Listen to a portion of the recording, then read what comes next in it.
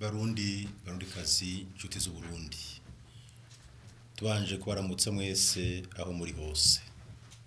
Nk'uko mubizi aho bukera abenegihugu bose abato n'abakuze ba mu Burundi no mu mahanga tuzohimbaza mu kanyamuneza kadasanzwe imyaka 55 irangiye Uburundi buhabuje intayo kwikukira. Vyongeye nakaryo ko gushimira Imana mushobora vyose idushikanye kuri uyu munsi mukuru uhambaye turi mu mahoro n'umutekano.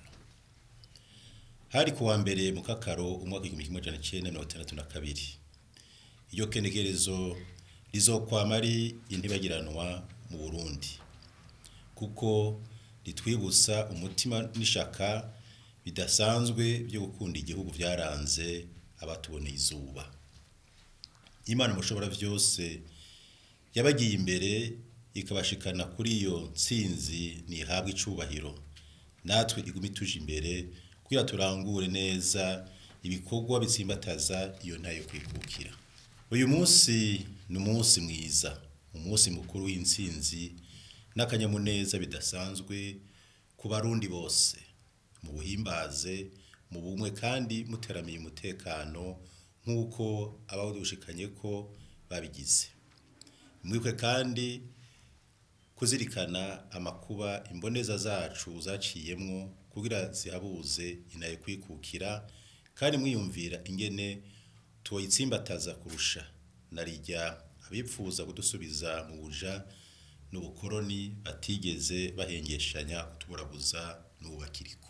Nico gituma icivugo cy'umunsi ari ubumwe no guteramira umutekano w'igihugu, niyo nzira irashe yo gutsimbataza inaye kwikukira. Barundikazi nshuti z'Uburundi, bakava amahanga bataraza Uburundi cari igihugu cifashe citunganije kirongowe n'umwami n'abagabo. Abarundi barafise ijambo mu gihugu cabo, bafatanye mu nda bateramira amahoro n'umutekano, basanya kabisi n'agahiye. Ikacari igihugu kiramutswa iteka n'itekane kandi ciyubashe kikiyubahiriza. Abanyamahanga bamaze gushika mu Burundi ibintu vyaciye biyangara. Baba abadagi batanguye kuza, baba ababirigi babasubiriye, bahurira ku bintu bimwe, gufata Abarundi nk'ibijuju, baba ku butegetsi muri vyose, kubafata nk'abanyamahanga mu gihugu cabo, ingingo n'amategeko bitosekaza agateka kazina muntu, kubasahura ubutunzi bw'igihugu cabo, kubasinzikariza ubuzima n'ayandi mabi, na cane cane gusambura imiryango, ingo, imico kama n'akaranga vy'Abarundi. Kugira Abarundi bikure ku gakano intwaro y'abakava amahanga, bagwanye urugamba rurerure, mu rugamba rwahitanye na bamwe mu baruremesha. Rwari urugamba rusaba umutima wo kwitanga batiziganya, umutima wo kudatinya urukamvye, umutima wo gukunda igihugu no gucigura. Barundikazi nshuti z'Uburundi, naho bakava amahanga badukoreye akabi kabishe, na cane cane kubiba umugera mubi w'amacakubiri ashingiye ku bwoko, hari vyiza bakoze tutoreka gushima. Bimwe muri ivyo ni nko kwigisha Abarundi gusoma, kwandika no guharura, kubaka amashuri n'amavuriro, kuzana ibiterwa njabuka amazi nk'ikawa, icayi, pampa n'ibindi. Ku ruhande rwacu tworaba naho nyene uruhara twagize mu mabi yagiye arakorerwa Abarundi ku ntwaro y'abakava amahanga mu gihe c'urugamba rwo kurondera intayo kwikukira, mu ntwaro zagiye zirakurikirana inyuma yayo, no mu rugamba rwa demokrasi gushika uno munsi turiko duhimbaza imyaka 55 tumaze duhabuje intayo kwikukira. Muri ivyo biringo vyose ubumwe n'umutekano vyagiye birahungabana kubera bampemukendamuke barondera inyungu zabo gusa. Mu gihe c'intwaro y'Abadagi ku mwami Mwezi Gisabo, bampemukendamuke baribonekeje bashigikira Abadagi mu gucinyiza Uburundi n'Abarundi aho gushigikira umwami. aho twovuga nka Kirima na Maconco, kandi hari abarundi benshi cane bishwe banahambwa mu binogo rusangi ku mutumba wa Ndago mu ntara ya Muramvya. Mu rugamba rwo guhabuza intayo kwikukira, Bame Mukendamuke baragwanije umugambi mwiza w'umuganwa Rudoviko Rwagasore yashaka ko Uburundi bwikukira vuba na bwango. Bashigikira ababirigi bashaka ko bwosubizwa intayo kwikukira inyuma y'imyaka 30, bisigura ko Uburundi bwari gushikira iyo ntayo kwikukira hagati y'umwaka w'1990 n'umwaka w'2000. Ngico icatumye imyaka yo hagati y'1961 n'2000 yabaye imyaka y'ivyago ku Barundi. Mu gihe abarundi isinzi bariko barasemerera basaba ishingwa ry'intwaro rusangi ishingiye ku migambwe myinshi, hari abandi bavuga ko hataragera, bashigikira intwaro z'igikenye. Ivyo benshi murabizi kuko ni vya vuba. Inyifato nk'iyo nta kindi iba itumbereye atari guhungabanya no gutitura inayo kwikukira. Uburundi bumaze kwinjira mu ntwaro rusangi turimwo, haribonekeje abarundi batanezerejwe n'iyo ntwaro, baraheza bitwaza amacakubiri y'ubwoko kugira babone inzira yo guhungabanya ubumwe n'umutekano. Bajyanisha abarundi mu ntumbero yo gusenyura inzego zitorewe n'abenegihugu hejuru y'inyungu za Bame Mukendamuke. Naho nyene kwari gutitura inayo kwikukira ku nyungu z'abatipfuza ko Uburundi bwosubizwa iyo ntahe.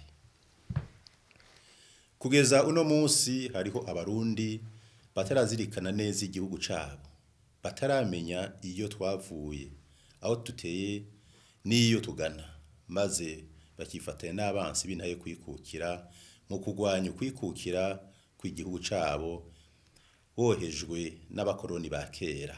Bari bakwiye kuzirikana wa mwibutsa w'abasokuru ngo uja mu kibiri utazi ugaca inkoni utazi. Nka kurya vyari bimeze ku ntwaro z'abamahanga, aho abenegihugu batari bafise uburenganzira bwo kwitunganiriza ivyabo mu vy'intwaro, mu butunzi n'imibano. Nubo hariho abagifise ako gatima ko kutareka abarundi ngo bishire bizane. Ivyo bigaragarira mu igandagurwa ry'indongozi z'igihugu nka Rwagasore, Ngendandumwe, Ndadaye, Ntaryamira n'abandi. Dusavye abanyamahanga kwikubita agashi, bavavanure n'iyo ngendo igayitse, ingendo bunyamaswa kandi iteye kubiri n'amategeko mpuzamakungu. Aha mbere abarundi bomenya ko hari abanyamahanga bamwe bamwe binyegeza inyuma y'abarundi bari kurushi mu kudindiza igikorwa c'iteka co kumenya ukuri no kurekuriranira. Mwene abo banyamahanga bamenye neza ko bafitiye ideni abarundi kubera ubutunzi babasahuye, kubera imfura babahekuye, impfuvyi n'abapfakazi, amarira n'amaganya basize mu miryango y'abarundi. Aho kubandanya bongera ikibi mu kindi, aho kubandanya basongera isibe, vyobabera vyiza basavye imbabazi abarundi, bakagira ko bakabaha n'indishi y'akababaro. Ngiyo inzira irashe yonagura imigenderanire utagisubira inyuma. Abarundi bene wacu nabo tubasavye kwirinda gusubira kugwa mu mitego yabo basesa nkuyoze, birinde gukogwa n'igiti mu jisho kabiri, bigira inama y'intango shasha. Bame bazirikana imisi yose na hose ko atawahemukiye igihugu n'abenegihugu ngo yeregwe. Bame bazirikana wa mwibutsa ngo wabasokuru nguheza guhemuka ibigori bikera. Naho biruko Uburundi ntibwigeze bugwa mu isanganya. Ineza yamye kandi izokwama itsindi nabi, ukuri nako kwama guca muziko nigusha. Uburundi bwarapfunywe ariko ntibwapfuye, bwarahabishijwe ariko ntibwababutse. Nico gituma dusubiriye gutera kamo abahemukiye igihugu ngo bave ibuzimu baje buntu, bategere ko atagihugu kizoza kibasumbira Uburundi Imana yaduhaye, kandi ko amaherezo y'inzira ari mu nzu. Tuboneyeho gushimira abarundi benshi bamaze gutahuka, tongera duhamagarira bene wacu bari mu bindi bihugu bavyipfuza ngo batahuke, maze mu mwaka uza nk'aya mango tuze duhimbaze uyu munsi mukuru wo kwikukira twese turi mu gihugu cacu. Barundikazi, nshuti z'Uburundi, igihugu cacu kigizwe ahanini no gwaruka, kandi ejo nibwo ruzobazwa ivy'igihugu.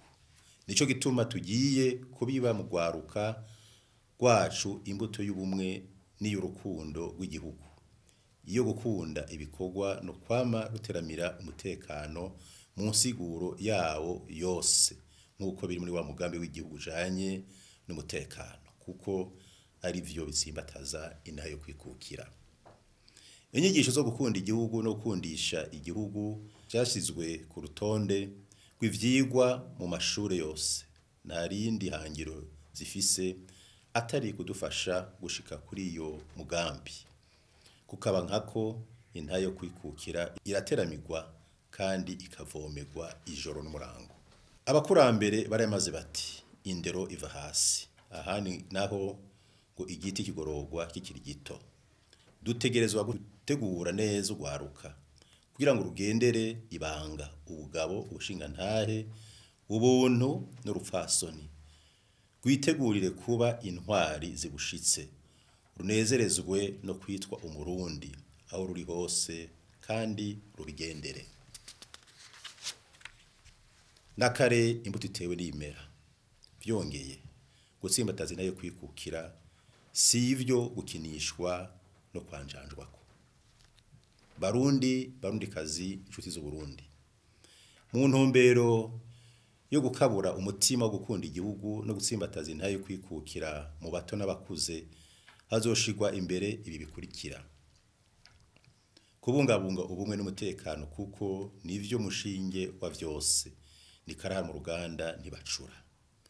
Ni navyo umukoroni yasambuye ubwa mbere na mbere kugira ngo ducanemwo tubure umutekano. Kumvisha abarundi ko bikukiye, bamenye kandi bamenyere ko aribo bishingira amateka n'amategeko y'igihugu cabo, baniyemere. Na kare ntawutegwa iteka atekewe mu vyatsi. Kugenda iragi rya Rwagasore rishingiye ku bumwe, ibikorwa n'amajambere, kuko aho bigeze n'ubu hari abansi b'intaha yo kwikukira bafovya ayo majambo nkoramutima mu kuyaha izindi siguro zigayitse zicyoza igihugu n'intaha yo kwikukira.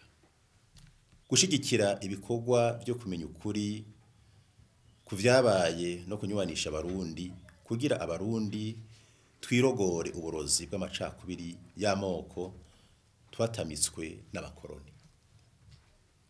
Kubiba imbuto y'ubukerebutsi, ubutwari, ubuhizi, umwete n'ubwira cane cane mu gwaruka rwacu, nivyo vyaranze basokuru n'abadushikanye ku ntaha yo kwikukira.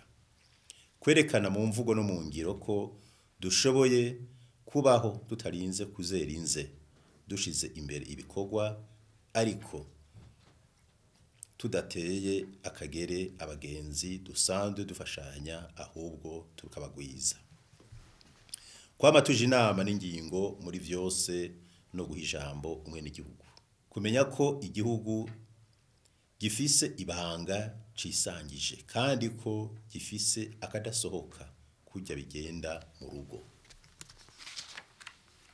Gusonera no kubahiriza iryo bene igihugu baba bapfunditse baciye mu matora, kuko bikomeza ubumwe n'umutekano kandi bigatsimbataza intaha yo kwikukira, vyongeye nibo soko n'inkinzo vy'igihugu. Kubaha no kubahiriza amategeko yo mu gihugu n'amategeko mpuzamakungu ajanye no kubahiriza ubwigenge no kutavogerwa mu ntahe yo kwikukira. Kwamirira kure ico cose coza gitumbereye gusubiza Uburundi mu buja mu gasuzuguro n'agahotoro vyaranze ubukoroni. Kwiyemera tukumva ko dushoboye gutorera umuti ibibazo vyacu.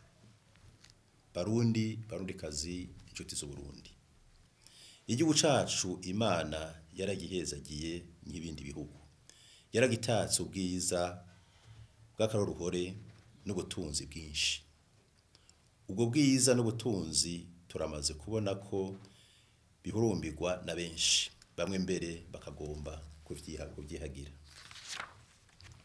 Duhamagariwe rero kuba maso, tukabicungera, tukabikingira, kandi tugakora ibishoboka vyose kugira ubutunzi bwacu ntibuduce mu myanya y'intoke, ahubwo bugirira akamaro abarundi bose abariho ubu n'abazovuka mbere ibihe byose. Turasavye kandi amashirahamwe mpuzamakungu akorera mu Burundi n'ayipfuza kuza kuhakorera ngo akore yisunze amategeko n'amateka vy'igihugu cacu. Abarundi twamanye iteka ryo kurya bike tukarya amakare, ntituzokwihanganira abikika inyuma y'imfashanyo ngo badusubize mu buja, ngo basambure ubumwe bw'abarundi canke badurumbanye imico n'umutekano by'igihugu cacu.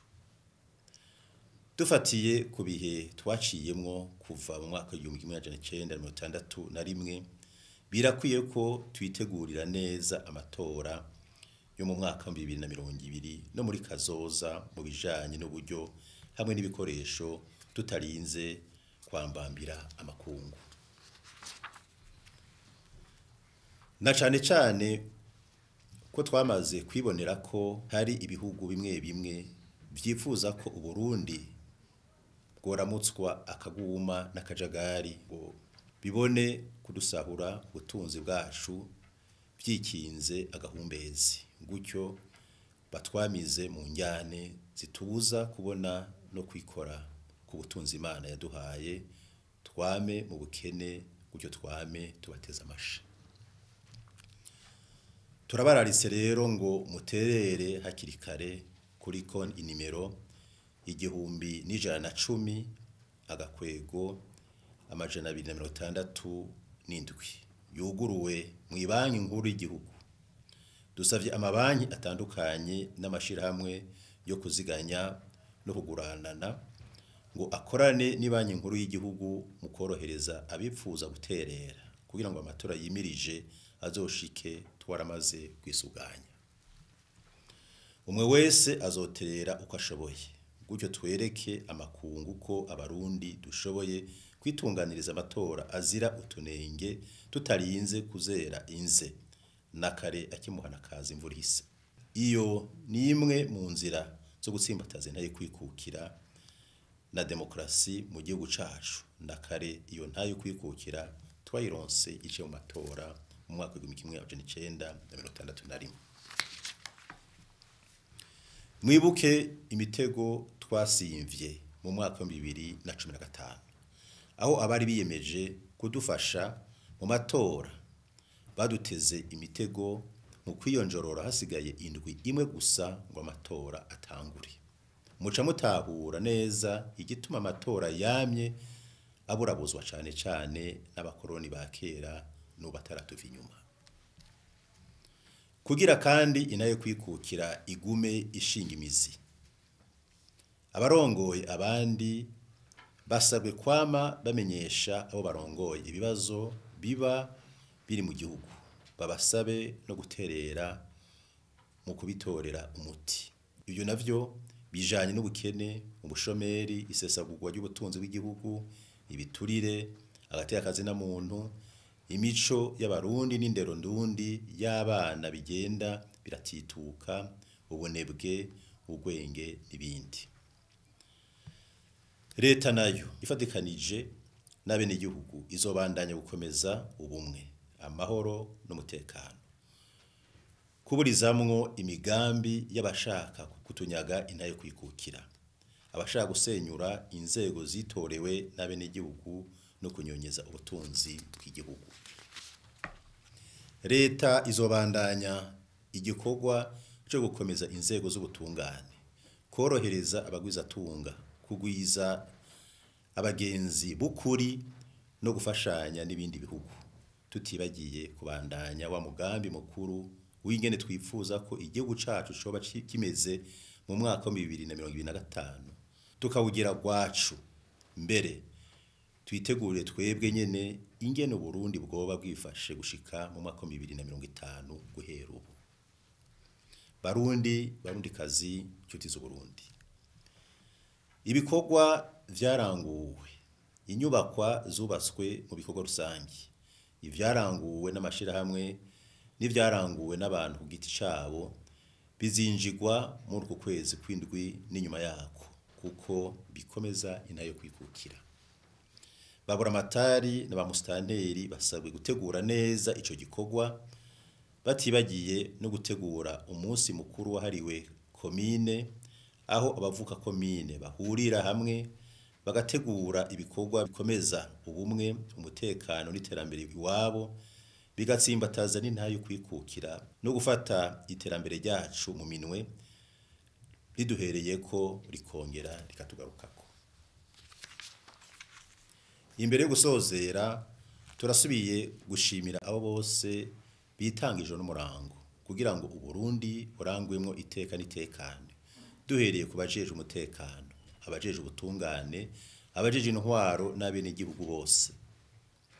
Iteka n'itekane ry'igihugu cacu dutegerezwa kubigira umwitwarariko wa misi yose, atanumwe yigize sindabibazwa, maze tuzibire burundu ibihengeri vyose abansi b'intaye kwikukira bagiye barameneramwo mu kudusamburira igihugu n'ubumwe bwacu.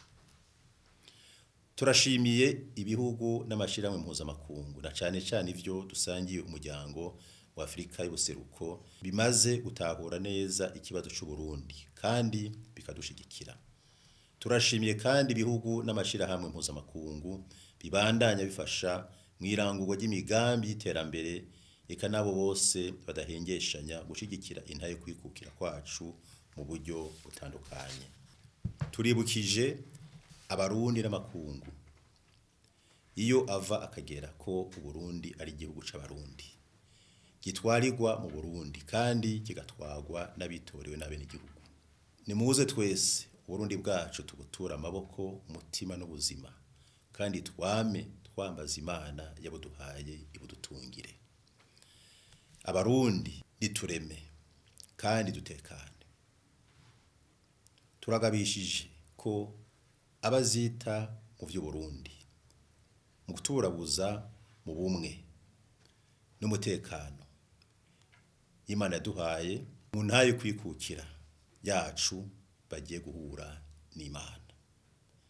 Nibateshwe bate, nibave ibuzimu baje ibuntu, ataraho naho bazobigwamwo mbere bibahitane. Tukaba dusubiye kwipfuriza abarundi mwese umunsi mukuru mwiza w'imyaka 55 tumaze twikukiye.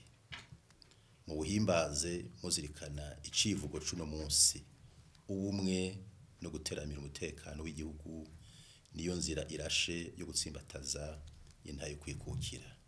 Niharambe Uburundi intaye kwikukira. Imana ihezagire Uburundi n'abarundi. Murakoze.